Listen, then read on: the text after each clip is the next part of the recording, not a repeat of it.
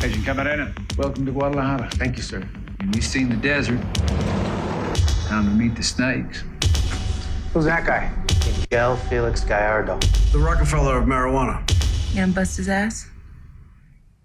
Mm-hmm. Yeah! I totally believe that. Let's start the show!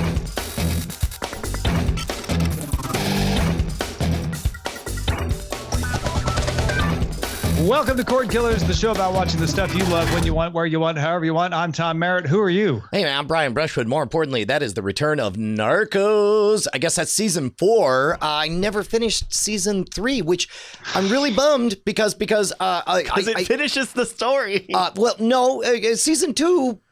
To me, season 1, season 2 was the story of Pablo Escobar. And then season 3 appeared to be, 3 or 4 episodes in, the story of what happens when there's a vacuum and nature fills the vacuum. And I sort of lost interest, especially because also you lost both Pablo Escobar and the bad guy from Logan, my 2 favorite actor characters in there. Sure. And so I was like, and I fell off. But this looks amazing. This is Narcos Mexico. It's a spin-off series coming to Netflix November 16. Starring Michael Pena and Diego Luna. Does it take place like in current day or like in the last 20 minutes? 1980 or okay, so. All right. And it's about the Guadalajara cartel. So there you go. Narcos is one of those ones where I was watching season 1 and enjoying it and never finished. Yeah, no, that's on you because I was watching it along with you. It's a modern age problem where it's like, oh no, it's not that I don't like it. I just didn't fit it in my schedule of watching. Yeah. Well, it's funny because like certain properties earn a bit of mind share and they earn their way into your regular routine.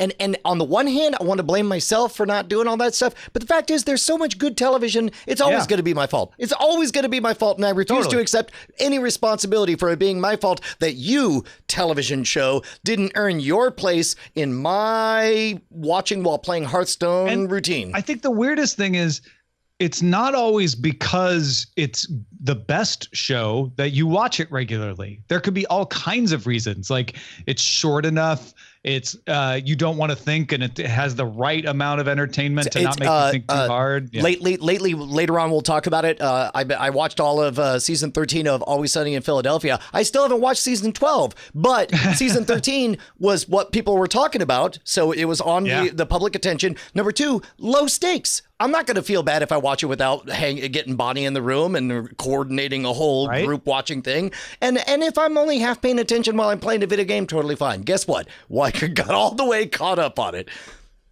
I would not try to argue that Bob's Burgers is better than Narcos, but I'm always going to watch Bob's Burgers because I know it's going to be light enjoyment. It's not going to make me too tense. It's going to be fun. And it's my wind down after Cordkillers. I always watch Sunday nights Bob's Burgers. Similar thing. Today, this morning, I had like an extra 30 minutes and I was like, oh, I haven't been to Netflix in a while. And I got there and I sat there for a good 30 seconds hovering over Ozark or American Vandal season 2.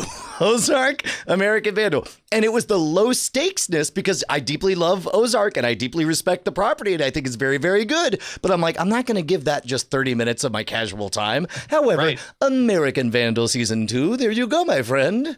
And now let's... The one where you're like, I don't mind if I miss a few beats. It's fine. Yeah. Although it's very good. Spoiler alert. American Vandal season 2. All right, let's get to our primary target.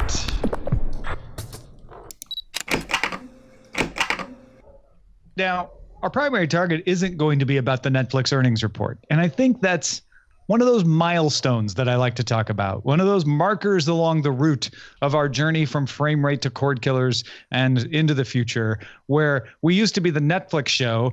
Then we were the show that included other things besides Netflix. Then Netflix earnings reports became like big news. And now we've moved past like, we just want to know, did Netflix like hit their subscriber mark or not? Q3 subscriber growth of 6.96 million, beating its own estimates of 5 million. So did hit that really well. 1.09 million came from the U.S. That's growth of 1.09 million in the U.S., also beating expectations. Netflix put a forecast that it will grow by another 9.4 million subscribers worldwide in Q4, and they made a lot of money, 89 cents a share. Also announced they're going to borrow a lot of money too. $2 billion to use on original program and acquiring content. So they've got quite a bit of debt built up as well. Now, In the earnings report, the thing that I think is interesting for us to talk about today, Netflix CEO Reed Hastings had a lot to say about new Fox. That's the part of Fox that Disney isn't buying. Remember, Disney hasn't completed its acquisition of Fox, but it looks like it's going to happen. And when they do, Fox's broadcast channels, Fox News, Fox Business, and the national sports channels FS1 and FS2 will not be part of Disney. They'll be part of a new Fox company. Hastings said, new Fox appears to have a great strategy, which is to focus on large simultaneous viewing, sports, and news. Other linear networks are likely to follow this model over time. So he's setting up the opposition of, we're the leader in on-demand stuff. They're doing a different thing, live viewing of simultaneous stuff like news and sports. Now, tie that into what Hulu CEO Randy Freer said his company is considering, which is breaking down those $40 a month live TV service offerings into smaller, cheaper bundles. And here's the part I think is it ties into what Netflix is saying. Freer said the company might even drop some channels from its offering altogether in favor of on-demand. Hulu wants to aggregate offerings from other companies the way Amazon does with Prime Video. So Hulu's saying our future is to be the one bill for you where you just add on. And in some cases, you don't need a live stream because all you want are the shows, kind of like HBO Now. Like you don't need the HBO channel if you have HBO Now because you get the show as soon as it hits the air and you can watch it on demand. So Brian, we seem to be like having the industry sort of trying to self-define it as there will be on-demand providers like Netflix. There will be live and simultaneous stream providers like new Fox. And then there'll be room amongst those to be an aggregator that says, I will let you get those live channels and on-demand channels all under one bill like Prime Video or Hulu. Tom, I have a proposition for you. Now, this could be a Brian branded future segment for the show or a Brian and Tom branded future segment for the show. But I feel like we finally earned the real estate to carve out a little thing called the Hypocrite Corner Hour, like where we are now at the point where I am going to start vehemently arguing against things that I previously was very passionate in favor of.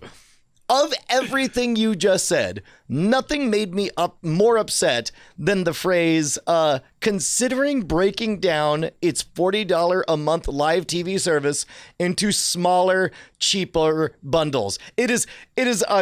I'm pretty sure it's only because I hit mute and I involuntarily groaned at that moment, because the one thing I thought is like, oh, that's something we all want is more smaller, cheaper bundles. I can't believe I'm saying this, Tom, but remember the good old days when you just paid a flat fee and you got everything you wanted, and it was the cheapest, easiest way to watch what you wanted when you wanted on whatever damn device you could get your hands on?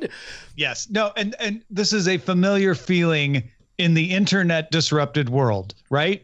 For a while, it was, do you remember when you could just go to the store and buy a CD? Now it's like, well, some of the music's on Apple and some of the music's over here on Amazon and some of it's on this other, and if I buy it on iTunes, can I play it on my Android phone? I just want to go back to the simple ways. And we got back to streaming services where now it's pretty much all the major music, with the exception of limited exclusives, is available on a few streaming services. And you pick, do I like Apple Music? Do I like Spotify? Do I like Pandora, etc.?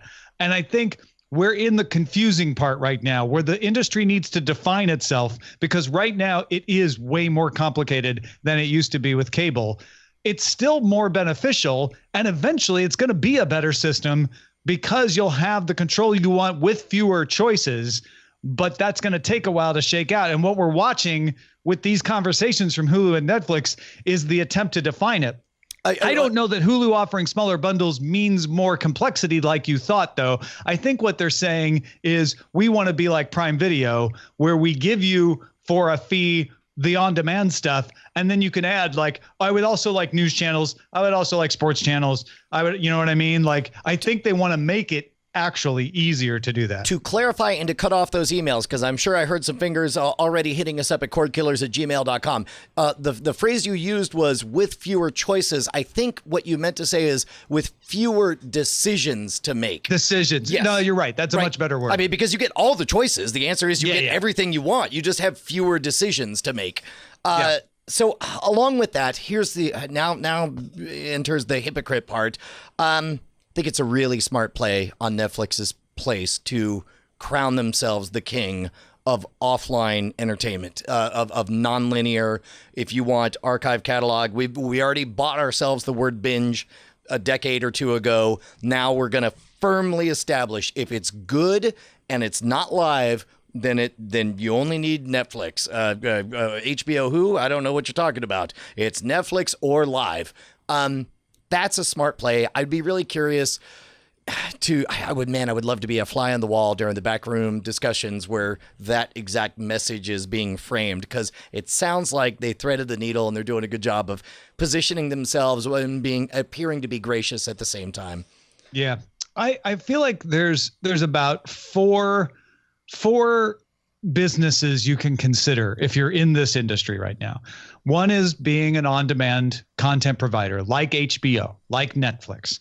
One is being a live provider like ESPN, like Fox News. Another is to be a provider of services like what Hulu and Prime Video are trying to be, and PlayStation View, and we'll throw in the cable companies, Comcast and Cox, et cetera. And then there's the business of providing content to all of those. In other words, we are going to produce TV shows for Netflix and HBO, and possibly for ESPN and Fox News, and maybe even for these aggregators like Prime Video if they want to have their own exclusive offerings, kind of like what Apple wants to do. Can we talk Apple TV.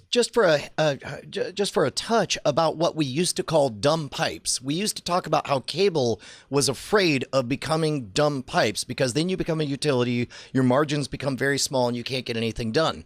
Are we looking at an age where Hulu and Amazon and possibly even YouTube are about to become dumb pipes, where their brands don't really mean anything? They're just a clubhouse where you buy stuff. I think Hulu for sure risks that. It certainly sounds like they're embracing it, man. Like they're which is why they racing really to it. are trying to push their Hulu originals, because they're like, we'll be the dumb pipe, but the bonus is you'll get Hulu originals, which you can't get anywhere else. And Prime Video obviously is the same thing, although Amazon really is doing it to sell retail, shampoo and dog medicine and whatever else you want. So it gets complex with Amazon. They may not care so much about the dumb pipe thing. But YouTube is the interesting one, though, because YouTube itself is a dumb pipe. It's like, we're the platform, make whatever you want on it. But then it's also trying to be YouTube TV, which is a different kind of dumb pipe. Right. And on top of that, YouTube Premium. So they were a dumb pipe with YouTube. They built a premium dumb pipe with YouTube Red, terrible name still. And then, renamed it Premium. And now on top of that, they're trying to be another dumb pipe. Here's the craziest part is the very concept, for as long as we have heard about the forthcoming paradise that would be Apple TV, the fact that Apple TV is announcing, per last week's episode, that they're racing to become a dumb pipe through a device. Like, this is insane. I didn't expect any of this to be where we ended up here. Is the smart move to be a dumb pipe? No, I don't know. I ain't a pipe player. I don't know if that makes any sense, but that's the headline that just popped into my head. Okay, I could tell you were pitching a title. That's fine. I'm already fond of HBO Who. But here's the important part: is this feels as though all of these entities are fighting a two-front war. They're not providing physical infrastructure. They've all made plays, some very successful for very different reasons, on the content side of things. Infrastructure, very low margin. Content, very high margin. However, very speculative. You're going to have a lot of failures. You have a whole bunch of failures for every one success. It seems to me like, as a group, they're all acting as though they see the writing on the wall, which is basically Netflix seems to have a knack for this. Let's out of all of us, they're the ones who consistently can make these hits. And maybe it's their data, maybe it's their understanding of the niche, maybe it's their early dominance in the market as it was emerging. But it seems like a lot of what I'm hearing from 4 very big players, Hulu, Apple TV, Amazon, and even YouTube, that they're sort of withering in the sunlight and just saying, like, you know what? Maybe being a dumb pipe isn't such a bad idea. We'll be the branded dumb pipe, not a virtual dumb pipe. Like, we're already here. We already have all these credit cards. We have this brand. We'll be the sellers. We'll be resellers of sub brands. Well, I don't think Amazon's doing that because Prime Video is very much on the heels of Netflix, right? Sure. And also, Amazon also weirdly subsidized by a package shipping company. They could just throw money at it. I agree. Right. It's Hulu has the weirdest situation because it is only what it is, right? It doesn't have another business because it's funded by the other businesses, and it's about to be majority owned by Disney, at which point, who knows what Disney will decide to do with it. I do think, though, that content is fast becoming the throw-in, right? Our value proposition is X, and we'll throw content on top of it that you can only get here. So that's why Hulu originals are super important for Hulu, because they know a need in this market is bill simplicity. You want one bill from Hulu for your HBO, for everything all in one place? We got it for you. Plus, you'll get Handmaid's Tale, right? Which you can't get if you go try to make Prime Video be your one bill. You won't get Handmaid's Tale, although you'll get Marvelous Ms. Maisel over there. So that's, I think, the differentiator between the so-called dumb pipes is, but we're not so dumb because we have this other stuff on top of it. Meanwhile, Netflix is the outlier because if you're HBO, if you're Starz, if you're Crunchyroll, you're fine with Hulu or Amazon or anybody allowing your service to be added on. CBS All Access is another one. Netflix doesn't do that. Netflix is the ones going, no, you don't get to add us on. You get Netflix, you log in through Netflix. If you get Netflix on Apple TV, it does not show in that television app. Everything you do happens through Netflix. We are different, which in some ways reminds me of HBO in the earliest days of cable, when the idea was like, I'm paying for television? That's crazy. Wait, and then someone wants me to pay even more on top of what I'm paying just to get them? That kind of feels like Netflix's attitude right now. Let me pitch this to you. And this, I think, tracks across all of the examples, including Amazon Prime. I might be wrong on this.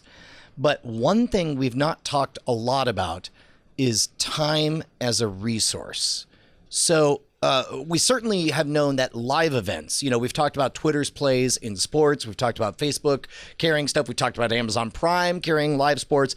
We talked about the networks, the broadcast networks, staging these live Broadway plays so that everything would be in the moment, right?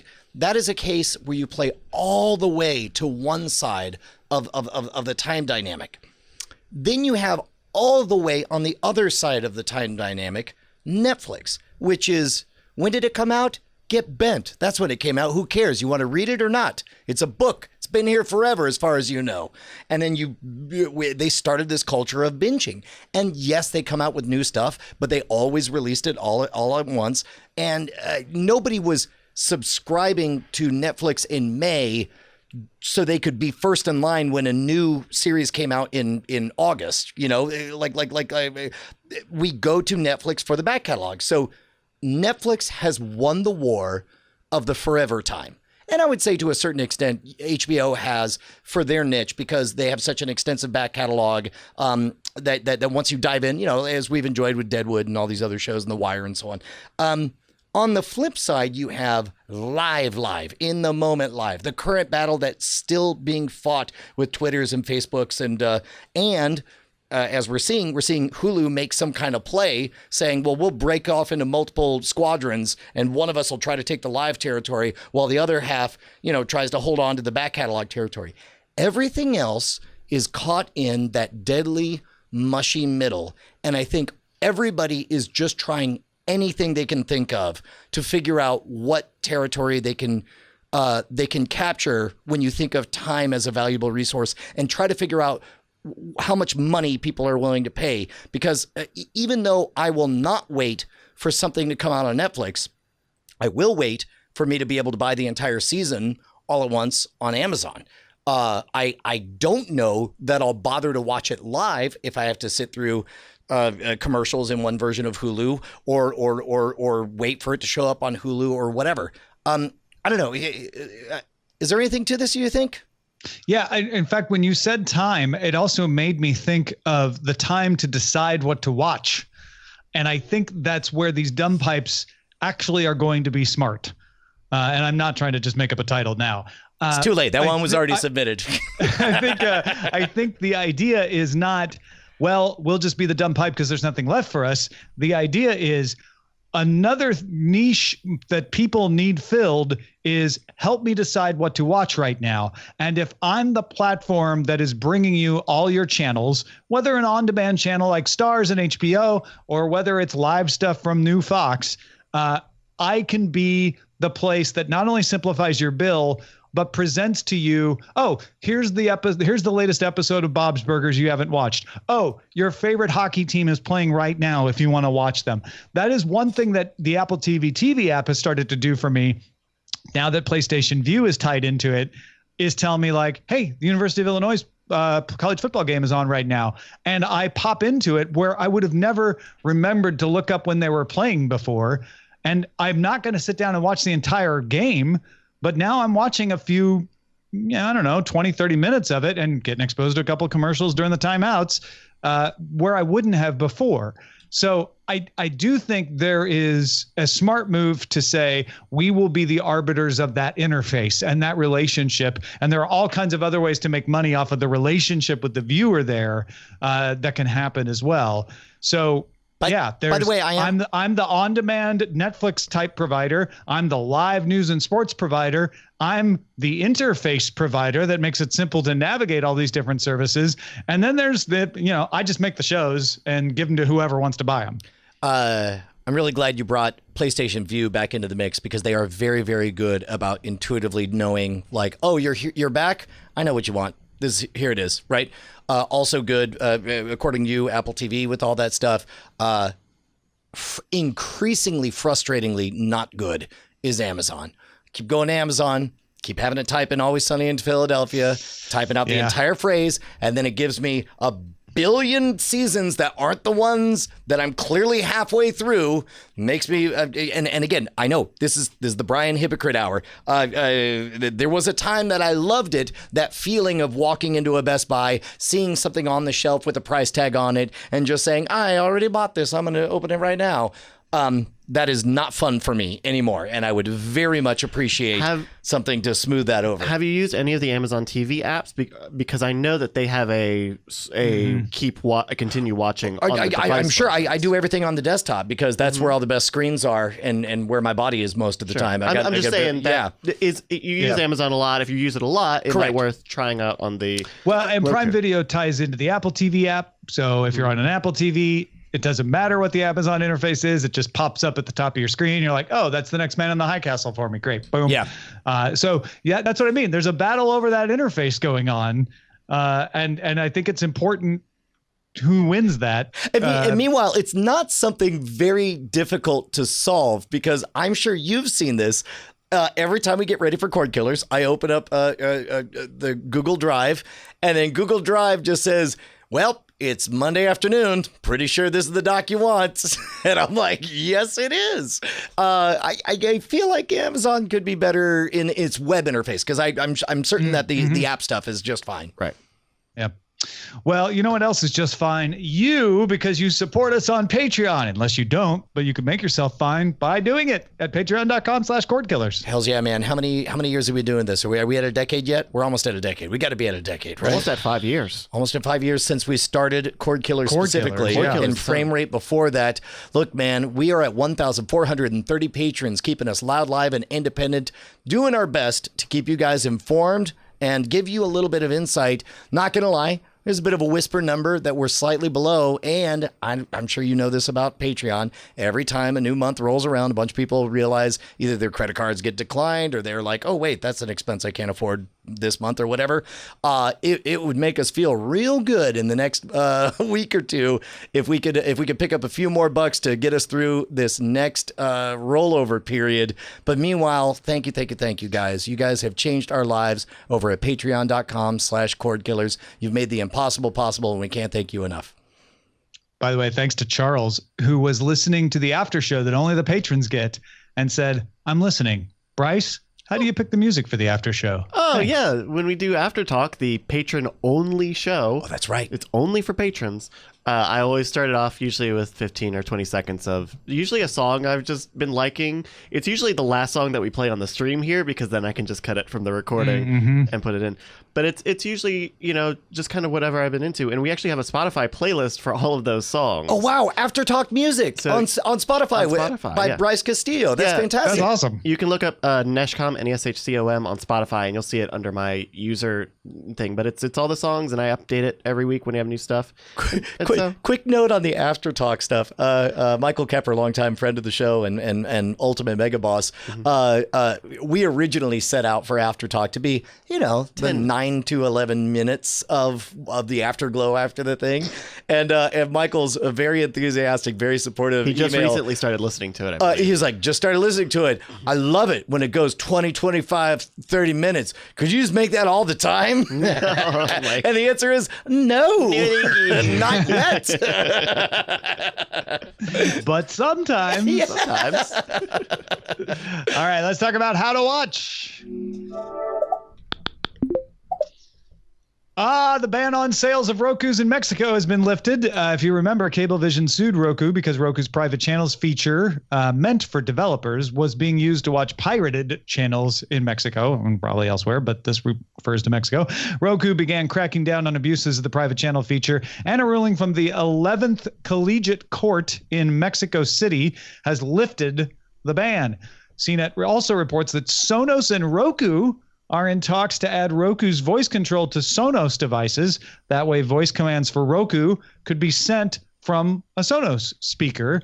So if you had your Sonos speaker nearby, you could say, hey, Sonos speaker, launch the Warner Media app on Roku, and it would do it. But don't forget also that Roku is adding support for control by Google Assistant devices as well. Sonos says they're going to add Google Assistant to the Sonos.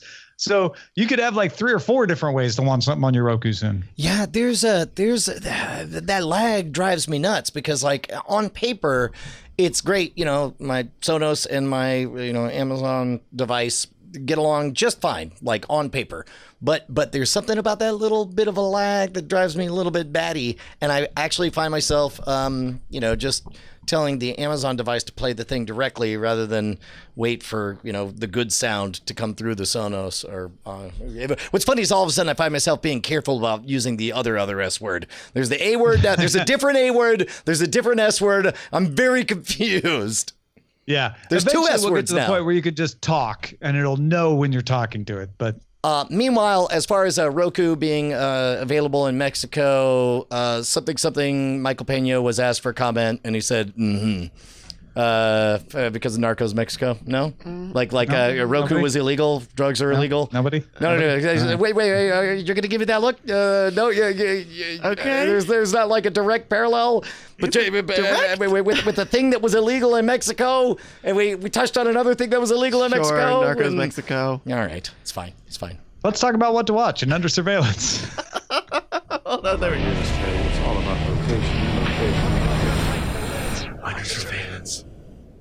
All right, actually, I'm going to reverse the order here, Bryce. I want to talk about Pinocchio first. Netflix has announced it has picked up the movie Pinocchio, which has been in development for several years by Guillermo del Toro and the Henson Company. It will be a dark adaptation of Carlo Collodi's original 1883 novel, The Adventures of Pinocchio, but set in Mussolini's Italy. So not exactly entirely true to the 1883 novel, since Mussolini didn't exist he wasn't Mussolini anyway in 1883. So one of those, like the Don Quixote movie is finally getting made, except not quite as long or as imperiled as the Don Quixote movie. But Netflix, big name director, and I guess kind of similar to them bringing back the all I can think of is Citizen Kane now. I can't think of his actual name. Oh, the Orson Welles doc? Orson Welles movie. Yeah. So Yeah. kind of saving projects here. And this is why I want to flip them to the order. Orange is the New Black 7th season will be its last. Netflix has called the show its most watched original series, but canceled now. And Netflix canceled Luke Cage. Variety reports Netflix decided after talks that a third season would not be feasible. So Netflix has gone from dropping some shows to dropping big name shows that are unarguably successful for them. Yeah, dude. I wish I could think of a kinder phrase, but this feels like harvesting. This is what happens when you plant seeds for 20 years and you've won and you have it and you realize you're not going to be on top forever. And so now is the time that it seems like they should cut back on their expenses and just ride this wave and start delivering. But they're not cutting back on their expenses. We just mentioned earlier in the show, they're borrowing $2 billion to spend even more. Correct. In more speculative territories, right? Right. Like they've already, what are they going to own? Marvel online television shows even harder than they own it right now? Because remember, we talked about them canceling Iron Fist. So they're very unwilling to continue to plow the Disney fields for Disney. I mean, what else is left there? You know, they got all the views that there are. I mean, they could make a lot of people happier, but what are they going to do? Leave Netflix? I think Orange is the New Black. I mean, 7 seasons is kind of like, oh, that's a very successful show. Star Trek: The Next Generation had 7 seasons. So that's just, it's finally gotten to the end of its run. But, think about the Netflix. Whereas Luke Cage, I think, could have gone for a couple more successful seasons. If Luke Cage was its own series, then the answer is yes. But Luke Cage was season what, 4, 5, 6 of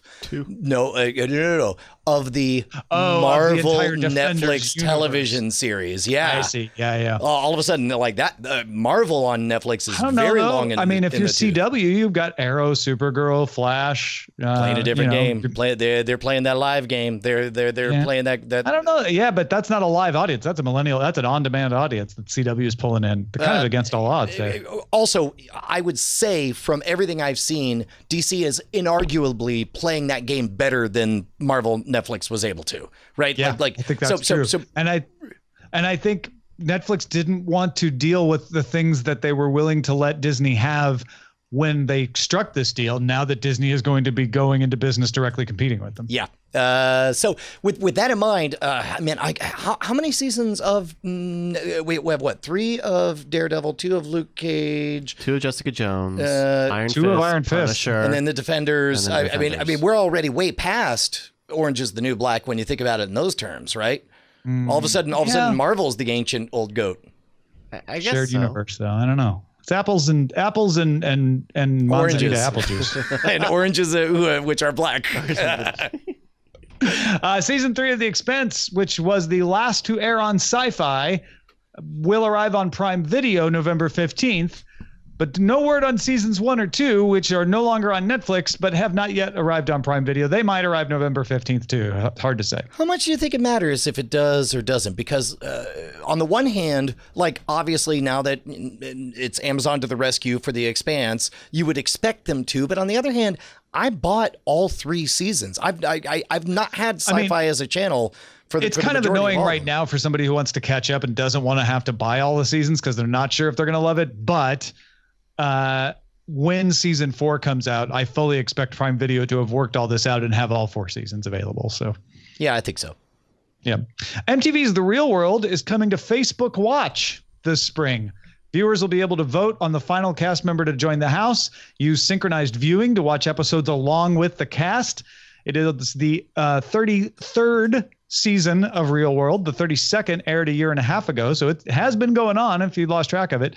Facebook Watch will also launch The World's Most Amazing Dog, an interactive global competition show.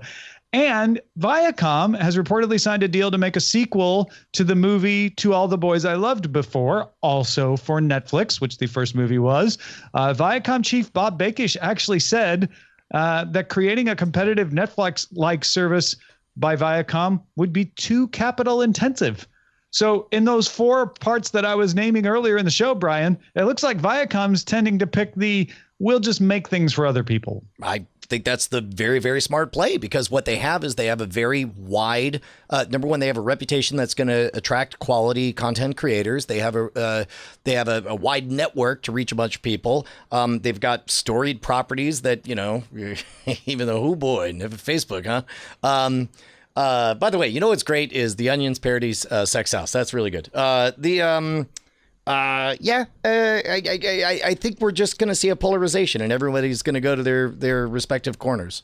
Yeah. And I don't know that any one corner is going to necessarily be the best corner to be in. I mean, there's some viable businesses in all these corners. So, you know what?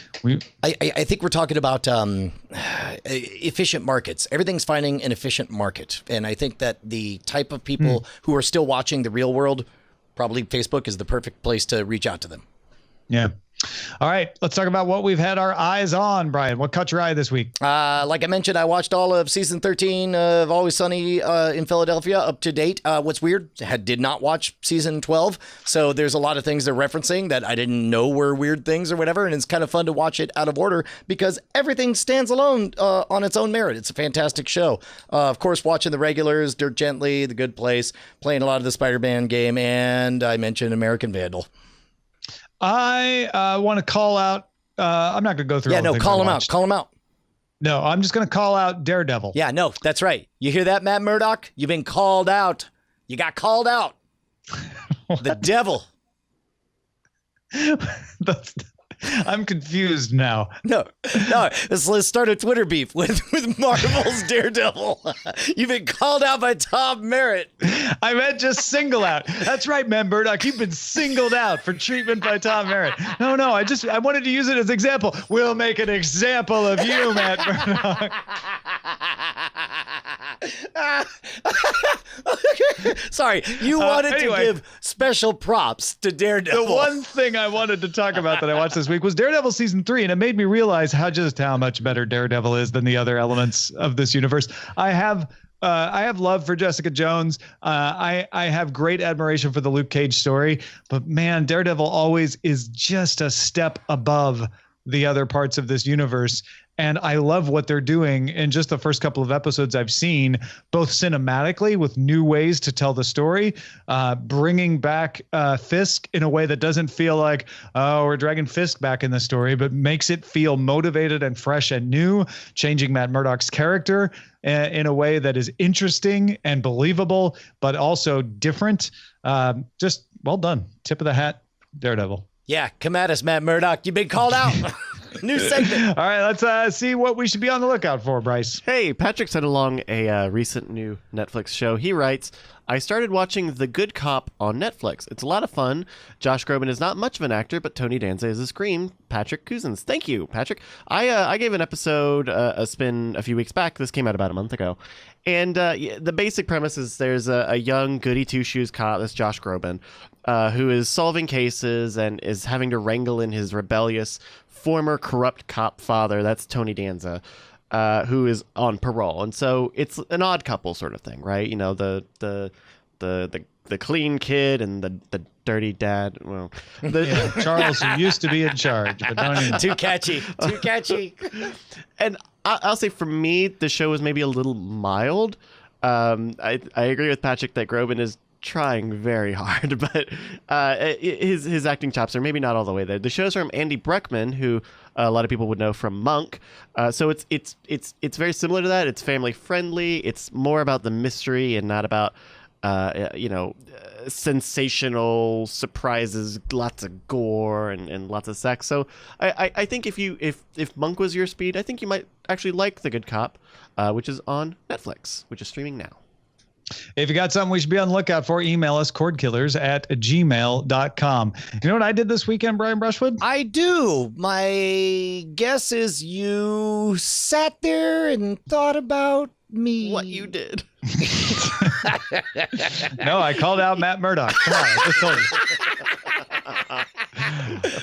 you. Well, among the things that I did this weekend was submit the audiobook for my book Galium to Audible. So fingers crossed that it makes it through QA unscathed, and I hired a great audio editor, so I have faith in that. You will soon be able to buy on Audible the book Gallium as read by Ms. Veronica Belmont. Oh my God, that's fantastic. Dude, I'm so excited about this. That's going to be wonderful. I'm thrilled beyond words. If only I knew where I could find all of Tom Merritt's new books. Well, if you go to tommerrittbooks.com, Yeah, you will find them all. Oh. And as soon as that Audible link is out, I will pop it on there as well. Oh, well, right on. Shall we move on to the front lines? I think we should. Front lines. The New York Attorney General's office is investigating MoviePass's parent company, Helios and Matheson, over allegations of misleading investors regarding its finances. What? Helios and Matheson believes its disclosures have been, and I quote, complete, timely, and truthful, and we have not misled investors. Is this a was it a pyramid scheme? Because that seems like that's a good way to make it work, is you keep getting investors and you keep saying, no, we're dominating market share. No, look at us. We're on the news. We're taking over everything. No, our goal is if we just get enough subscribers, we'll be solvent forever. You better buy in now, and we're definitely paying off. Was it a pyramid scheme? I don't know. I don't know what the legalities are of calling something a pyramid scheme and what it has to be to qualify. So I would hesitate to do more than what you've done, which is merely ask the question, is that? And the answer I would say is, I don't know. That's for the New York Attorney General's office to figure out. Hey, someone New York would make Attorney money General, off of a pyramid New York scheme, Attorney right? General, write us at cordkillers@gmail.com and please tell us whether or not you think it's a pyramid scheme. Meanwhile, YouTube went down Tuesday, taking YouTube Music and all of YouTube TV with it. YouTube TV sends its customers a form which, if filled out, will give them a $10 credit, the equivalent of one free week. Users have until 3 a.m. Eastern, October 24th, to fill out the form. I guess I missed this, and my daughters had to inform me with grave sincerity, like the what used to be what we reserve for broadcast television. Shocking, because because you're on YouTube kind of a lot. Yeah, no, but when I'm offline, I'm all the way offline. So it was the right moment. Funimation is breaking their partnership with Crunchyroll VRV following Funimation's acquisition by Sony. Under the partnership, Crunchyroll and Funimation partially shared libraries, with Crunchyroll focusing on subtitles and Funimation on English voice dubbing. And Funimation was included in VRV's combo subscription service, VRV Premium. The final post-split libraries of both services hasn't been announced. Funimation, however, will be leaving VRV and the VRV Premium subscription in favor of its own service called Funimation Now. Not later. What do we want? Funimation. When do we want it? Now. No. Well, hey, also in some bad news for the digital services, in the wake of the AT&T Time Warner merger, it's been announced that Drama Fever and Super Deluxe will be shutting down. Much of Drama Fever's staff will still work at the Warner Brothers Digital Labs. Drama Fever streamed a variety of Asian dramas, and Super Deluxe was a comedy studio working on digital and television programs. Oh, Super Deluxe. I have fond memories from a very long time ago. Yeah, but this is the second shakeout, time. though. This is what when you're saying there's too many services. This is how that ends. Yep. You start to see. It's a shame about Super Deluxe because they were not a service; they were a production company. Yeah, right. That's true. All right, it's time to get some dispatches from the front.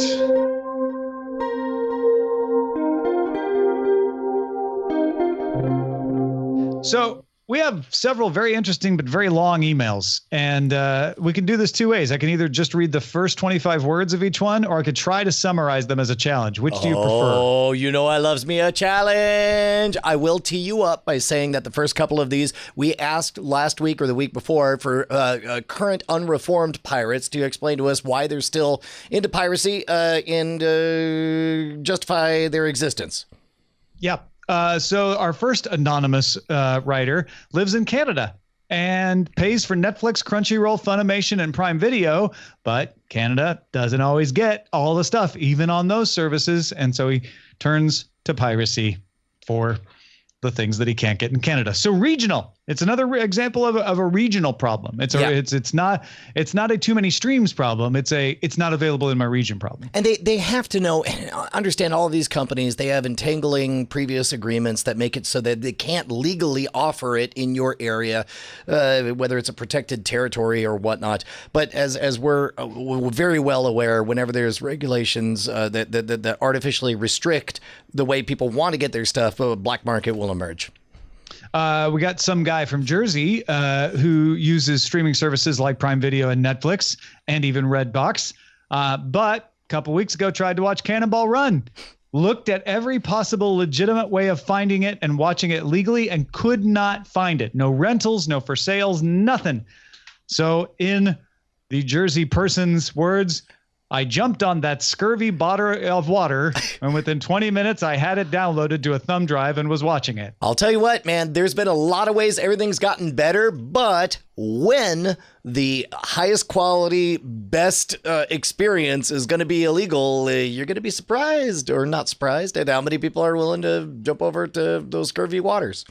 And I'm not going to, I'm not doing this to doubt, but I'm just verifying for the folks in the audience. I'm just watched Cannonball Run does not listed. show up in the search results. Only Cannonball Run 2. Man, maybe that's why that's the only movie you can watch in the middle place. Well, there's Cannonball from 1976 available for rent, but is that the same movie? No, goodness, no. That's crazy talk. Don't even do that. That's crazy. Yeah, no. Tom. But it does involve a car. Yeah. All right. Let's go on to our next email from Nikki M. in Omaha, Nebraska, who just said, I think of it as having HBO. I'm sorry, he's talking about Apple TV, but he's an Android user. He says, I think of it as HBO having a streaming device for their service. Vudu actually does have a Vudu-only stick, but I watch Vudu on Roku. I mean, basically, he's saying, I'm not going to buy an Apple device just to watch the Apple TV programs. In which case, that's cool. You don't have to. That's sort of Apple's whole bag. And it sounds like you're not an Apple person. Yeah, I think a lot of people get caught up in like, well, their shows aren't going to get watched because I'm not going to buy their Apple product. And my response is, I don't think they care. Well, and as long as the sales of products do go up, because some people buy them, and the people who buy them watch those shows and feel even better about keeping their Apple products and buying new Apple products in the future. That's what Apple's after. I mean, yeah. Substitute any other Apple exclusive like, yo, man, that's messed up. Nobody's going to use GarageBand on their Android device. Nobody's going to FaceTime on Android. You know, it's like, no, there'll be alternatives and they'll be different. Yeah. Then regarding superhero movies, Audie said, I'm tired of things being fun, if not good. Marvel on TV and Netflix is suffering from this a bit too, as well as the DC universe. I think Daredevil and Punisher are the two shows that rise above that more than others. My point with all this is I'm not going to give something a chance when the trailer turns me off and word of mouth is only ho-hum. I'm voting with my money and my attention to only support what's at least good, if not great. I want the good stuff to keep coming. I want the message to be sent to studios that making just okay isn't going to cut it anymore. Am I crazy for thinking that will happen? Not crazy at all. That is exactly how I feel about anime. Anime is either extraordinary and I love it deeply, or it doesn't exist. And there's very little room in the middle. And I feel like, on the one hand, that's wonderful for superhero television shows in general, that we're entering that level where there's a bunch of what some might consider to be middling shows in there. But I'm totally on board. And then finally, Nathan says, I am giving you a little bit of Patreon money. You didn't actually save me money. You did something more important. We love Windows Media Center, and years ago when Microsoft killed support for Netflix in Media Center, we knew that eventually we would have to transition away from Media Center. Windows Media Center had a killer user interface with a TV-style remote. It passed the babysitter test and a really good DVR interface. We watched mainly over the air in Netflix. So at first we got a Chromecast for Netflix and continued to use the Media Center. We considered a TiVo, but you talked about Silicon Dust doing a Kickstarter for beta software for their tuner to record over the air with an NVIDIA Shield TV. So we bought a second generation Shield TV and the beta Silicon Dust HD Home Run. This worked okay. I set up the HD Home Run software on my desktop computer in the other room and managed recordings on that computer, so I didn't have to attach a hard drive to my Shield. But we still ended up using the Media Center for our TV recordings. The Kodi or HD Home Run software was nowhere near as polished. Then, on your show, you told me that Plex was adding over-the-air support with an HD Home Run, and it would delete TV commercials. My wife hates commercials, so I purchased a Plex Pass. I set up a Plex server on my desktop computer. The commercial skip works really well. It sometimes leaves commercials in, but we learned to not skip the commercials for the Goldberg since it seemed to cut off the last bit with his real family. From the time it finishes recording, it is only a few minutes until the commercialless video is ready for viewing.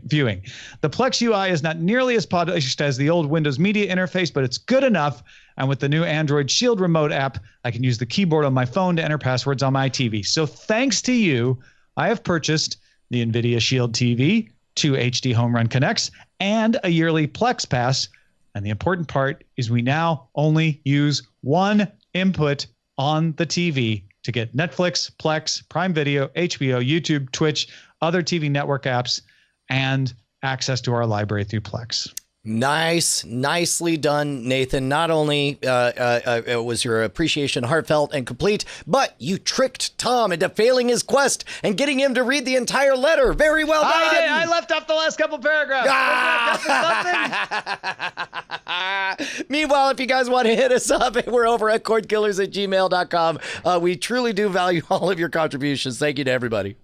Our website is cordkillers.com. Our email address is cordkillers@gmail.com. And we're live on twitch.tv/Night Attack, which is also carried on diamondclub.tv. Mondays at 7 p.m. Eastern, 4 p.m. Pacific. We'll be back next week. Hey guys, Brian and Tom here, and it's just the same old message at the end of the credits, just like always. That's right, Brian. Nothing new here except your name showing up. Oh my gosh, because I've got a you name. just supported us on Patreon. Yeah, all those $5 donors, look at that. That's your name in pixels. We're gonna make you famous, kid. Put your There's name in some pixels on classic the internet. names in there, but some of you are new. Some of you aren't there. It's sad. What can they do, Brian? I mean, they could go to patreon.com/cordkillers and pledge $5 an episode and be one of these amazing people, like this one. Amazing. Oh, look at that name right there. Diamond Club hopes you have enjoyed this program.